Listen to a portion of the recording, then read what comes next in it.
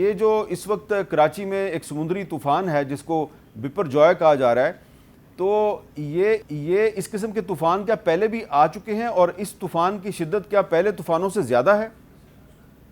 جی بہت شکریہ میر صاحب مجھے اپنے پروگرام میں مدعو کرنے کا۔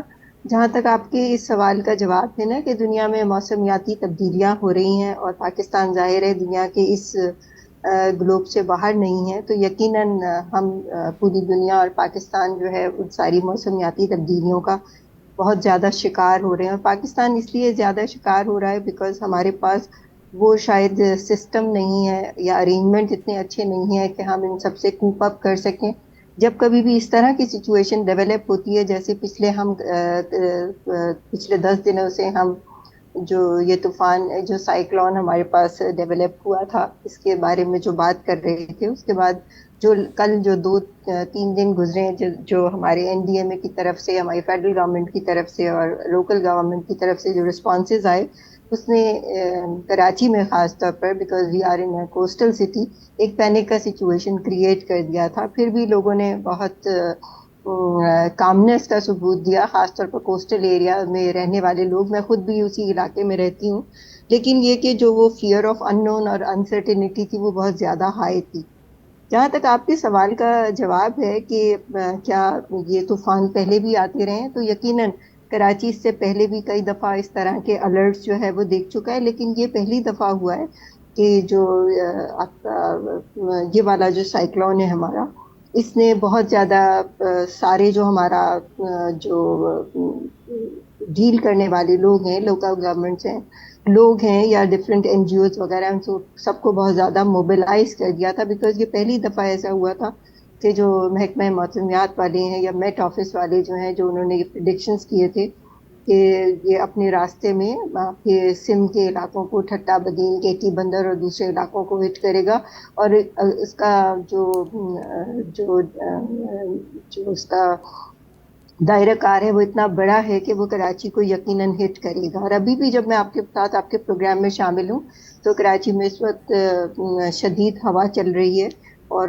بہت زیادہ کلاؤڈ ہے، جو شام تک کلیئر ہوگا، یا تو وہ ہیوی رین ہوگی یا پھر وہ ہو سکتا ہے کلیئر ہو جائے، لیکن ہمارا سندھ کے جو اندرونی علاقے ہیں وہ بہت زیادہ افیکٹڈ ہے، وہاں سے ایویکویشن بھی ٹھیک ہوگی۔ ہے، اب اچھا۔ جہاں تک سائنٹیفک طریقے کا سوال ہے تو جو ایک رپورٹ ہے ہماری جو national oceanic atmospheric administration USA کی ہے، وہ یہ بتاتی ہے کہ دنیا جو ہے وہ ایک ایفیکٹ ہوتا ہے ایل نینو، اس کے اندر داخل ہو گئی ہے، اور یہ وہ ایل نینو ایفیکٹ ہے جس کے بارے میں یہ کہا جاتا ہے کہ یہ جو ویدر پیٹرن ہے جو خاص طور پر ٹپیکلی جب دیکھے جائیں گے ایل نینو کے اندر، تو یہ گلوبل ٹیمپریچر جو ہے وہ سور کرے گا یا اچھا بڑھتا چلا جائے گا، اور اس کا ریکارڈ لیول جو ہوگا وہ نیکسٹ فیو ایئرز میں نظر آئے گا۔ یہ اچھا، میں لاسٹ ذرا ایئر کی اب یہ غلام رسول صاحب کو گفتگو میں شامل کرتا ہوں۔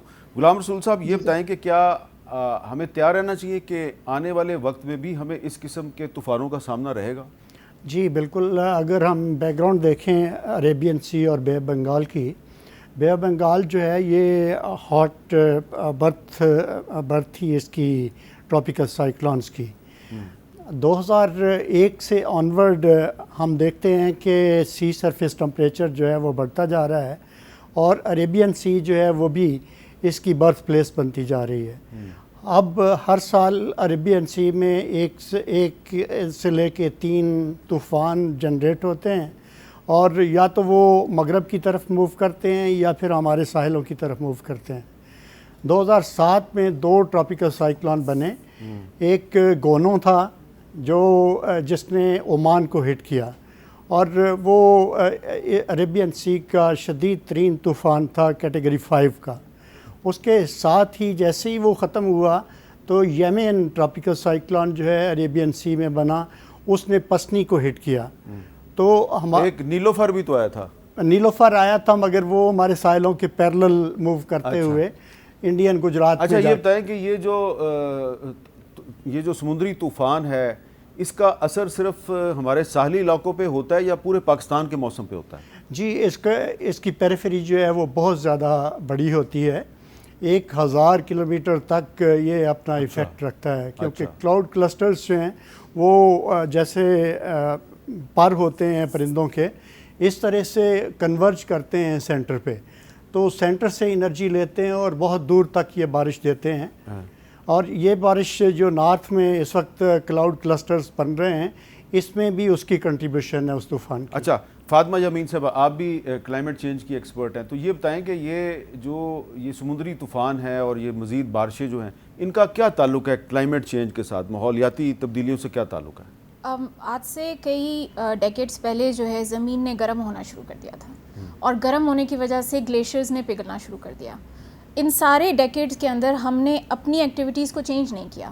ہم اسی طریقے سے فاسل فیولز برن کر رہے ہیں، کاربن ڈائی آکسائڈ کی مقدار بڑھ رہی ہے زمین میں، اور زمین اور گرم ہوتی جا رہی ہے. آج ہم دیکھتے ہیں کہ گلیشیئرز جو ہے وہ اتنی تیزی سے پگھل رہے ہیں کہ پہلے کبھی نہیں پگھلے.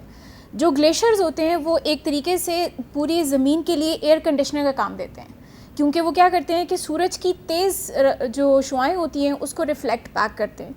اب وہ کیا ہوا ہے کہ چونکہ برف کم ہے اور پانی زیادہ ہو گیا، پانی تو فوراً گرمی پکڑ لیتا ہے. جتنا پانی گرم ہوتا جاتا ہے اتنا پانی کے اوپر جو ہوا ہوتی ہے وہ گرم ہوتی جاتی ہے. اس کی وجہ سے ایئر پریشر بڑھتا جاتا ہے، وہ ہوا اوپر جاتی جائے گی کیونکہ گرم ہے، تو وہ پورے کے پورے موسم کو جو ہے نا بدلتی جائے گی. اب ہمارے جتنے اوشنز ہیں ان سب میں یہ کلائمیٹ انوملیز چل رہی ہیں، اور وہ جتنا پانی گرم ہو رہا ہے اور ہوا گرم ہو رہی ہے وہ ہمارے سارے سسٹمز کو بدلتے جا رہے ہیں. تو یہ زمین جو گرم ہو رہی ہے اس کو ہم ٹھنڈا کیسے کریں؟ اس کو we have to stop burning fossil fuels. اچھا، ہمیں فاسل فیولز برن کرنے بالکل بند کرنے پڑیں گے. ہمیں اپنا پورا لائف سٹائل سے لے کر اپنے بزنسز اور انڈسٹریز کو کمپلیٹلی چینج کرنا پڑے گا. ابھی وہ جو ہم جس لمٹ پہ ہیں کہ زمین کو جو ہے پری انڈسٹریل ٹائمز، مطلب جب سے ہمارے ہاں صنعت کاری شروع ہوئی ہے، صنعت کاری سے پہلے تک جو ٹیمپریچر تھا زمین کا اس سے 1.5 ڈگری بڑھنا نہیں چاہیے، 1.5 ڈگری سینٹی گریڈ. ابھی ہم لوگ 1.3 پہ ہیں، اور ہم یہ دیکھ رہے ہیں پروجیکشنز کہ 2030 تک جو ہے ہم 2 ڈگریز کراس کر جائیں گے. ہمیں چاہیے کہ ہم اپنے ارد گرد درختوں کی تعداد میں اضافہ کریں. آپ اپنے مٹی کا خیال رکھیں، مٹی کو ٹھنڈی رکھیں، اس کو بار بار آپ اس طرح استعمال نہ کریں. زمین کو ہم کئی طریقوں سے ٹھنڈا کر سکتے ہیں. اس کے لیے سب سے پہلے تو یہ کہ آپ دیہی علاقوں میں جو ہے ریئل اسٹیٹ بنانا بند کریں تاکہ لوگ کھانا اگا سکیں.